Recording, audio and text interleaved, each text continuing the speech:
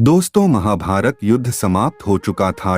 युद्ध भूमि में यत्र तत्र योद्धाओं के फटे वस्त्र, मुकुट, टूटे शस्त्र, टूटे रथों के चक्के, छत्र, युद्ध के अवशेष आदि बिखरे हुए थे। वायुमंडल में पसरी हुई थी घोर उदासी।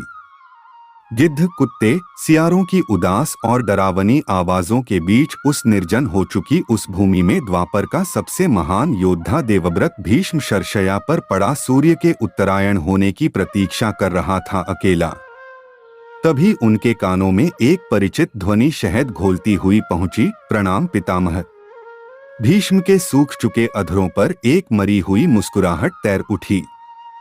बोले, आओ देवकी नंदन, स्वागत है तुम्हारा। मैं बहुत देर से तुम्हारा ही स्मरण कर रहा था।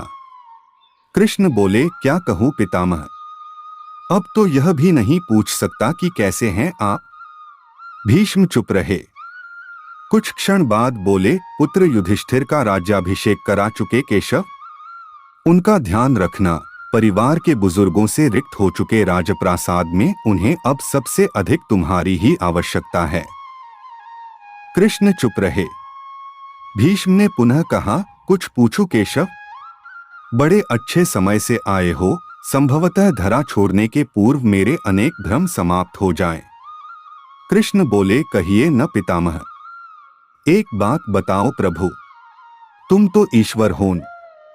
कृष्ण ने बीच में ही टोका, नहीं पितामह, मैं ईश्वर नहीं। मैं तो आपका पौत्र हूं पितामह, ईश्वर नहीं। भीष्म उस घोर पीड़ा में भी ठठाके हंस पड़े। बोले, अपने जीवन का स्वयं कभी आकलन नहीं कर पाया कृष्ण, सो नहीं जानता कि अच्छा रहा या बुरा। पर अब तो इस धरा से जा रहा हूं कन्हैया, अब तो ठगना छोड़ दे रे। कृष्ण जाने क्यों भीष्म के पास सरक आए और उनका हाथ पकड़कर बोले, कहिए पितामह। भीष्म बोले, एक बात बताओ कन्हैया, इस युद्ध में जो हुआ वो ठीक था क्या? किसकी ओर से पितामह?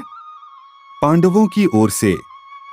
कौरवों के कृत्यों पर चर्चा का तो अब कोई अर्थ ही नहीं कन्हैया, पर क्या पांडवों की ओर से जो हुआ वो सही था?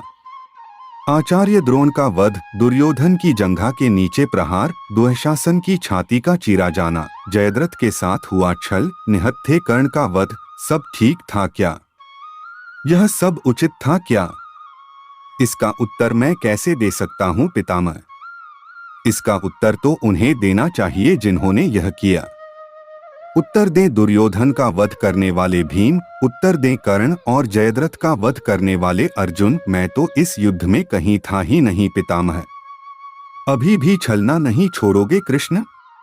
अरे विश्व भले कहता रहे कि महाभारत को अर्जुन और भीम ने जीता है, पर मैं जानता हूं कन्हैया कि यह तुम्हारी और केवल तुम्हारी विजय है। मैं तो उत्तर तुम ही से पूछूंगा। कृष्ण, तो सुनिए पितामह, कुछ बुरा नहीं हुआ, कुछ अनैतिक नहीं हुआ, वही हुआ जो होना चाहिए था। यह तुम कह रहे हो केशव? मर्यादा पुरुषोत्तम राम का अवतार कृष्ण कह रहा है। यह क्षल तो किसी युग में हमारे सनातन संस्कारों का अंग नहीं रहा, फिर यह उचित कैसे हो गया?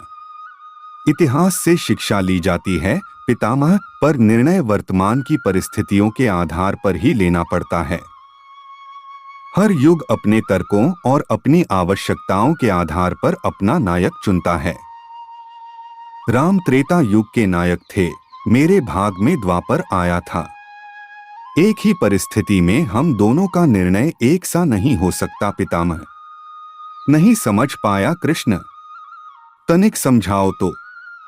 राम और कृष्ण के काल खंडों की परिस्थितियों में बहुत अंतर है पितामह। राम के युग में खलनायक भी रावण जैसा शिवभक्त होता था। तब रावण जैसी नकारात्मक शक्ति के परिवार में भी विभीषण और कुंभकर्ण जैसे संत हुआ करते थे। तब बाली जैसे खलनायक के परिवार में भी तारा जैसी विदुषी स्त्रियां और अंगद जैसे सज्जन पुत्र होते थे। उस युग में खलनायक भी धर्म का ज्ञान रखता था, इसलिए राम ने उनके साथ कहीं छल नहीं किया।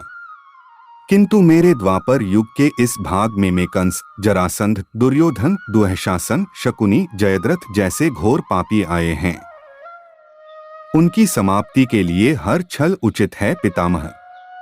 पाप का अंत आवश्यक है पितामह, वह चाहे जिस विधि से भी हो।